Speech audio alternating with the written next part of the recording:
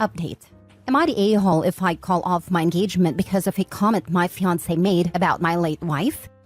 Original post. For some background info, I, 43 male, have 2 children with my late wife, Kayla. Sam, 21 male, and Liz, 16 female, all fake names. Kayla passed away when our kids were 15 and 10. I won't give specifics about how she passed, but she was struck by a drunk driver when she was on her way home from work. She really was the love of my life, and to say that her passing hit our family hard would be an understatement. I promised myself that if I got back into the dating game, I wouldn't date anyone for at least a couple years for the sake of my kids. 3 years after my wife's passing, I met my now fiancée. We'll call her Amanda. Things went slow and I didn't introduce her to my kids until we had been dating for about a year at that point. Now we've been together for 3 years and are engaged. Amanda and my kids have always had a good relationship. Neither of my kids are super close to her, but they have always been friendly and welcoming to her. And Amanda has never overstepped any boundaries my kids have, like trying to replace their mother. At the beginning of Amanda and I's relationship, she was a bit insecure of the fact that I was a widower. During the first few months of us dating, she would constantly ask things like, if Kayla had never passed, would I still be with her right now? I always kept my answers brief and told her that I didn't like thinking about the what-ifs and that she was the one I was dating now and that was what mattered. Eventually, she stopped making these comments and I stopped worrying about it. Now to the issue. My parents were hosting a family dinner to celebrate my fiancé and I's engagement. It was my mom and dad, my late wife's sister and her husband, Sam and Liz, and me and Amanda. Dinner was going well. We were all making small talk with each other and talked about wedding plans. About halfway into dinner, my mom made a comment about how she was so happy I was able to find the spark I had with Kayla and someone else. I don't think anybody really paid much attention to the comment, but then Amanda laughed and said, I'm happy she died, otherwise I would have never gotten him to myself. The tone of the dinner immediately shifted, and everyone got extremely tense, especially my kids. Amanda noticed the shift and started awkwardly laughing like she was trying to play her comment off as a joke. I was honestly just frozen, as that was the first time she had made a comment like that. My kids looked disgusted, and Liz got up and walked out to the car. Sam waited a bit longer like he wanted me to say something, but I was still in shock about what Amanda had said. To make a long story about the dinner short, the dinner was kind of ruined. So I said my goodbyes to everyone, grabbed my fiancé, and we all drove home. My daughter hasn't spoken to me nor Amanda since, and it's been 3 days. I got tired of it and pulled my son aside to ask him what I should do. He said something along the lines of, I'm a grown man and don't care who another grown man marries, but I don't want a woman who speaks like that about our mother around my sister. Sam's comments stuck with me, and now I'm considering calling off the engagement entirely. She's never made comments like this before, but I'm worried if I let it slide this one time, it will become more frequent, and it will affect my daughter. I need some advice from outside perspectives and just want to do right by my kids. Would I be the a-hole if I called off the engagement because of the comment she made? Now for the top comments before reading the updates. I'm happy she died would be unforgivable for me, especially knowing my kids heard my fiancé say that. Disgusting. I wouldn't be able to not think about that every time I looked at them. And his late wife's sister was there too. Holy smokes. The gall to say that in front of the woman's children and sister. Yeah, she's never going to let this go. But you can. Your son just told you the deal. It's her or them. Choose wisely. Exactly. His son told him in a very gentle but mature way that he's going to lose his kids too if he stays with his woman. The kid likely got his pint from his mom. Not the a-hole. What Amanda said was distasteful. In vino veritas. Perhaps that's how she sees this relationship. Fighting with a dead person, she will never win. She's bitter and jealous of what you two had. Your mother also shouldn't have said such a thing. It was also distasteful. I think you will lose your kids if you marry her. Sorry. Not the a-hole. I completely understand you're his son. Another young guy with wisdom beyond his age. Edit? Wow, I didn't expect to get this much advice so shortly after posting this. Nonetheless, thank all of you for the advice, and even the people calling me a bad father. I think you guys' words are what I needed to pull my head out my behind. I will try to talk to my kids alone tonight before speaking with my fiancé, and we'll see where it goes from here. I'm pretty sure my fiancé and I are over though. I'll update tonight or tomorrow on how the talks with everyone goes. Thank all of you again for setting my head straight. Now for the first update. I promised I would update everyone after I had talked to my kids, so here's the update. It's kind of long, so I hope that doesn't go against the rules of this community. I'm also gonna use this update as a way to clarify some of the questions people were asking in the comments. 1. Did my fiancé apologize to anyone at the dinner party? No, she didn't. I honestly don't think it even registered or has registered to her that what she said was wrong. 2. Does fiancé have social anxiety? Not to my knowledge, no. In all the time I've known her, she's never shown any signs of social anxiety and doesn't have a history of it. 3. How old was my late wife? She was 37 when she passed, and we were the same age. Amanda is 41. A lot of people were asking for clarification on the time frame of her passing and when my fiancé and I met. At this point in time, Kayla has been gone for about 6 years, and I met Amanda roughly 3 years after Kayla's passing. I didn't mention either of their ages, as I didn't believe it was important because we're so close in age. But I understand why a lot of you guys would want to know.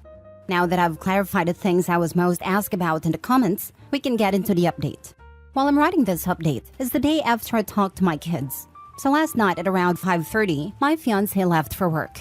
She works nights most days of the week, so I was able to call my son and ask if he could come over so I can talk to him and his sister. He goes to our local college and lives in an apartment near his school. When he started college, he wanted to move out, but also wanted to stay close to us, so he settled on an apartment a few blocks away from the college. He came over and I called him and his sister into the living room to talk with the both of them. When they were both seated, I told them point blank that I didn't think the wedding was happening anymore and that a comment she made was unacceptable. I then, by the advice of the comments, apologized to them.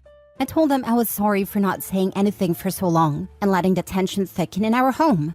I told my daughter that I understood why she hasn't spoken to me and that I was sorry for allowing her to think that I was even remotely okay with what she said.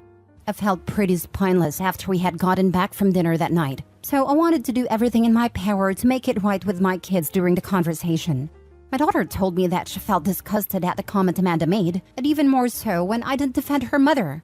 She then told me that the past 2 years that she's known Amanda, she felt like she's been gradually trying to push her and Sam away from me. One of the examples Liz gave was when my son moved out. He moved out when he was about to start his sophomore year of college, and when he mentioned the idea of moving out, Amanda was the one who took that and ran with it. According to Liz, Amanda was the one encouraging Sam the most to move out. To be clear, I was never against Sam moving out, but I was clear to him he was welcome to live at home for his college years, and even after, until he found where he wanted to be. I asked Sam if he felt pushed out by Amanda, and if that's why he moved out. He said he hadn't felt pushed out before he told everyone he wanted to move, but after he put it out there, my fiancé kept pushing for him to move out.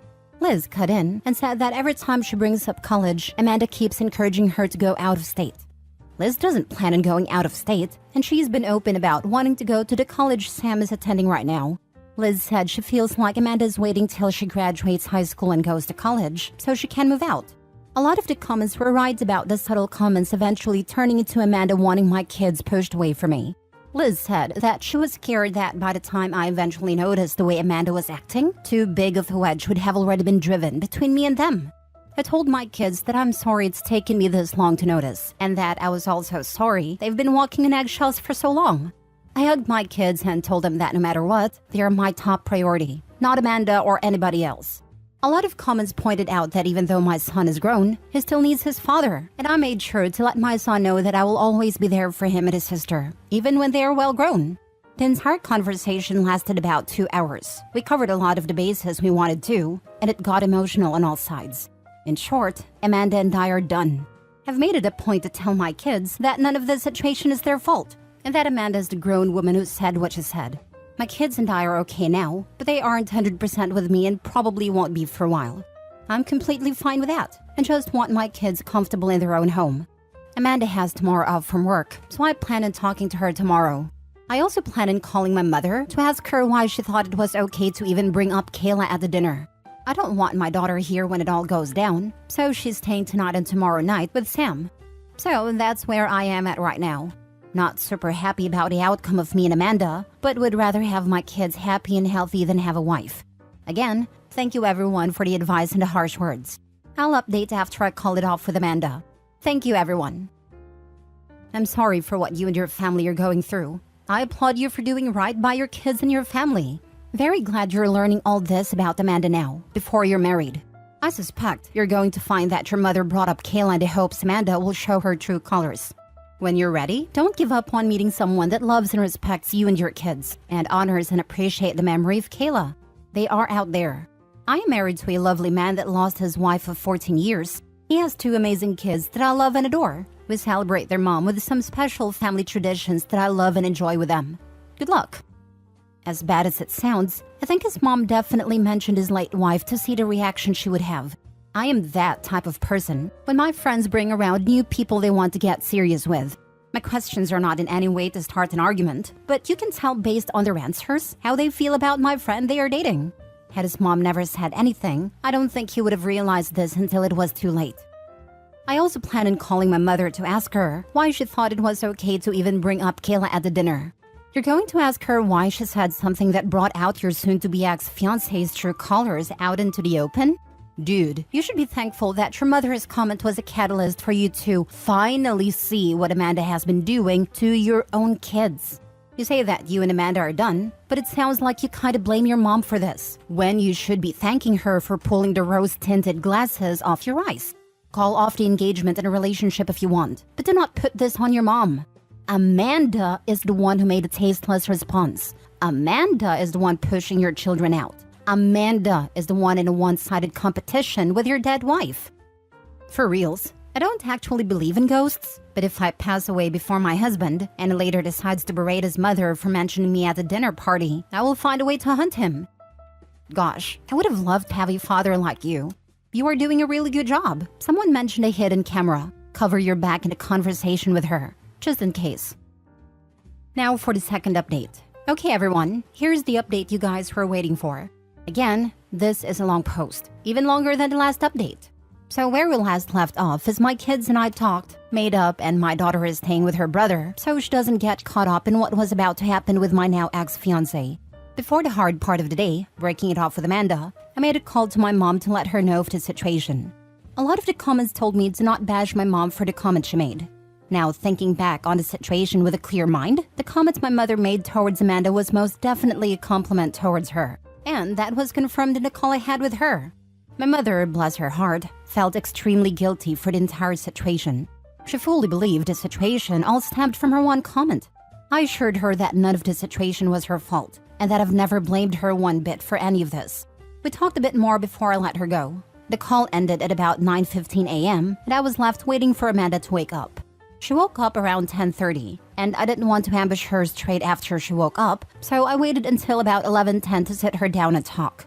A lot of people in the comments suggested to secretly video the whole thing. I thought that was extremely smart, so I had my phone set to record in my back pocket the entire time. I didn't think she'd try to do anything drastic, but I would rather be safe than sorry. The talk with her went about as well as anyone could imagine. So, not at all. I told her I needed to talk with her, that it was serious, and we sat in the living room. When we were seated, I began unloading at her about a comment she made about Kayla at my parents' house, how it made my kids feel, how it made me feel, her lack of apology of any sort of acknowledgement to what she said, and so on. I told her I expect her to give an apology to my parents, my in-laws, and most importantly, my kids. During the entire time of me unloading on her, she didn't seem to show any bit of emotion other than her eyes, which were slightly wider than normal. After I spoke my truth, she straight up asked, "So if I apologize to everyone, we'll go back to normal?" I told her point blank no. I told her that a comment she made at dinner was not the extent of my problems with her.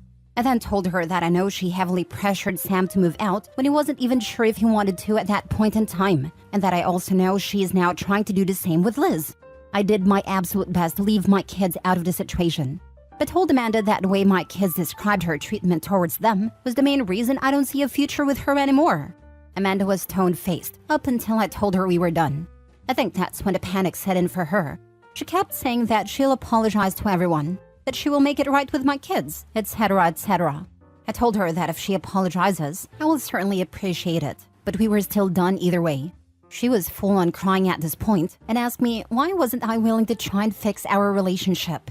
And I told her that even though I loved her, and I will be honest, I still love her very much, I was not willing to take another chance of my kids being hurt again the way they were.